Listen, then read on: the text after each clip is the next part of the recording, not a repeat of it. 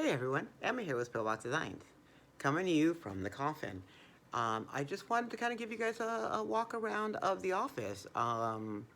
Anyway, follow me. Let's go. So we're gonna step out of everything and we're just gonna come right back into the office space.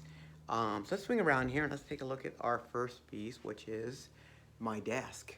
Um, so this beautiful piece back here is our banner wall. This used to sit behind us whenever we vented at events. It would be in our booth. Kind of give people an idea of how big the decals were. They can come up and they can touch them. I'm a very tactile person. I like to touch things. And feel like, feel the cotton and feel materials. And so it's very important to me to have something where people can touch the decals and feel how soft they are and how, and such.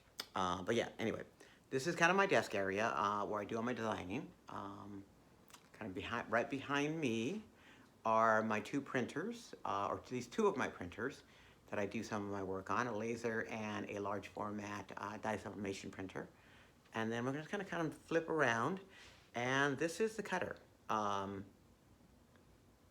heard it described as a Cricut on steroids, which is not that far off when you think about it.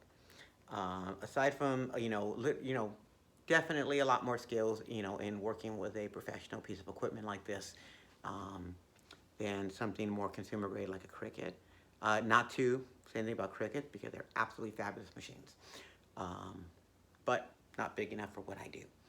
Anyway, kind of swing over here, and we have our heat press station. So I've got two different heat presses, and they do a couple of different functions.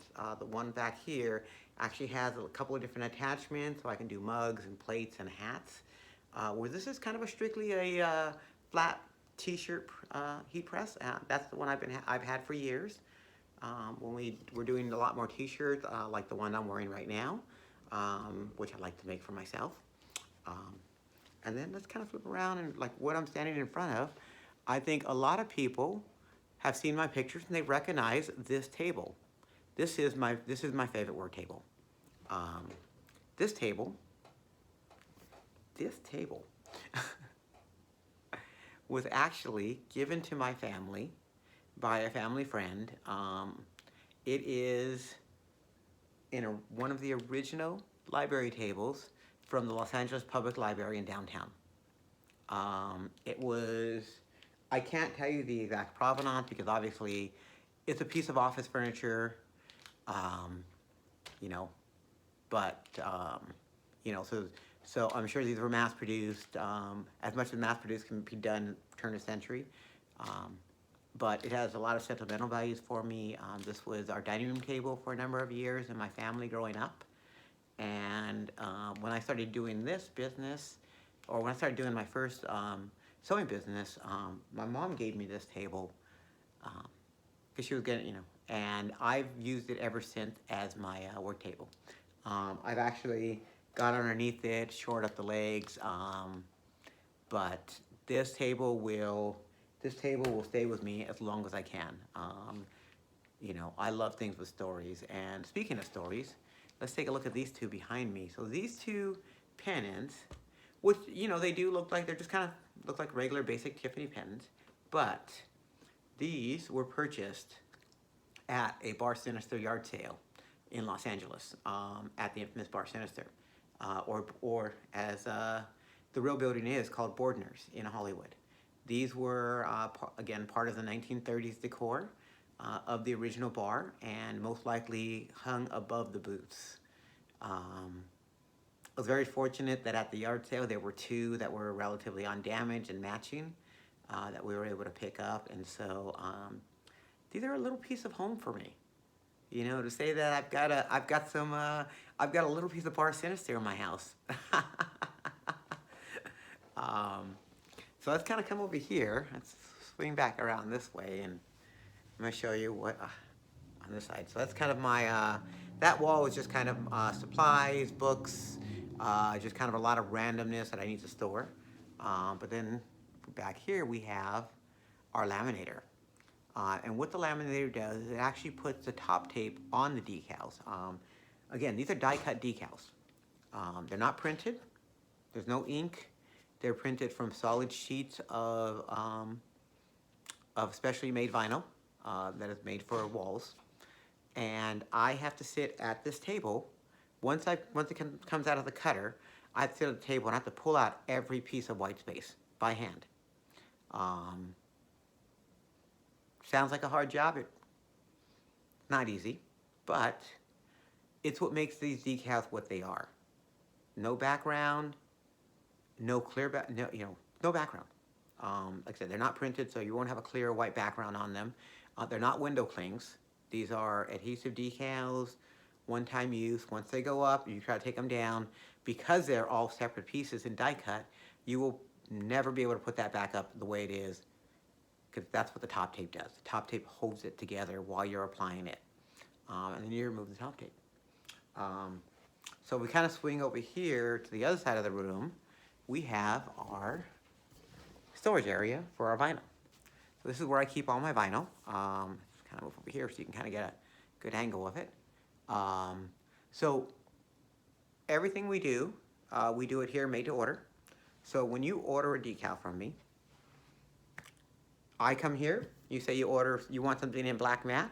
I'll come here, grab black matte off the wall, load it onto my cutter, and make your design.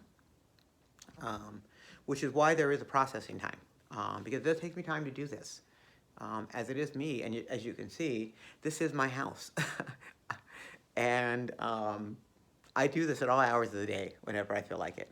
But anyway, this is kind of where I store the vinyl. As you can see, I keep a lot of vinyl on me, so I always have, I'm always ready to go.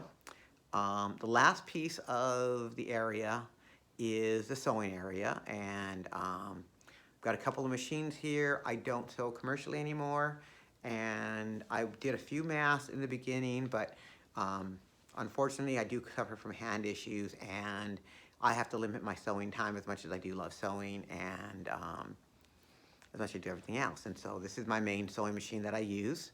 I would love to say that I use a Singer every day, but I don't. I use this kind of nicer, more electronic machine, and then obviously the obligatory serger and cover stitch machine. The pegboard behind with the decals is kind of another remnant from shops and houses past over the years. As I've moved, taken new jobs, life changes, this office evolves into spaces that it fits into, depending on where I'm at.